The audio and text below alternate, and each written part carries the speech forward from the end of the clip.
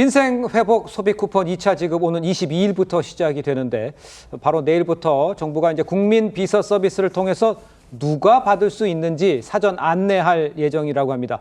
나도 받나? 이게 궁금하실 텐데 어디서 알아보면 되고 또 누가 받고 누가 못 받게 되는지 좀 정리를 좀 해주셔야 될 것 같아요. 지금 일단 국민비서 서비스를 통해서 알아보실 수가 있습니다. 그리고 중요한 건 내가 받는지 못 받는지 이게 가장 중요하잖아요. 1차 소비 쿠폰 때는 모든 국민이 다 받을 수 있었습니다. 하지만 2차 소비 쿠폰의 경우 상위 10% 국민은 제외됩니다. 그렇다면 이 10% 누가 해당되는지도 궁금하실 텐데요. 일단 가구원의 2024년 재산세 과세표준 합계액이 12억 원을 초과하거나 귀속금융소득 합계액이 2천만 원을 초과하는 경우 해당 가구의 가구원 모두가 지급 대상에서 제외됩니다.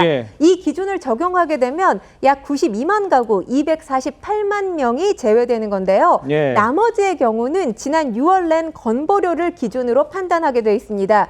직장의료보험에 가입된 1인 가구의 경우 월 22만 원, 4인 가구는 월 51만 원 이하면 받을 수 있는데 맞벌이 같은 경우는 외벌이 가구보다 한 명을 더해서 계산을 하게 됩니다.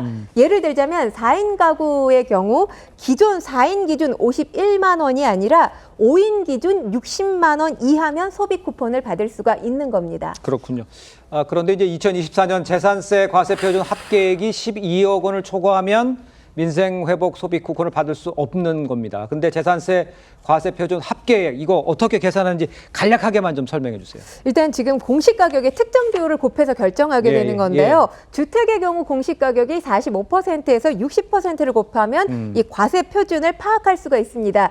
예를 들어서 말씀을 드리겠습니다. 송파구 잠실주공 5단지 전용 면적 82제곱미터의 경우 공시가격이 19억 7,200만 원인데 만약 1주택자라면 이 공정시장가액 비율 45%를 더해서 과세표준이 8억 8,740만 원이고요.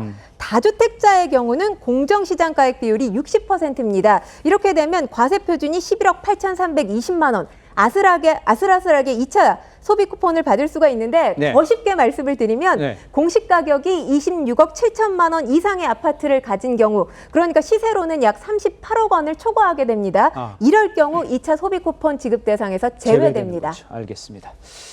자, 그런데 이제 오늘 정부가요 2차 민생회복 소비 쿠폰 지급과 맞물려서 정부나 또 카드사 등을 사칭한 이 다양한 스미싱 공격 가능성이 있다고 주의를 당부를 했습니다.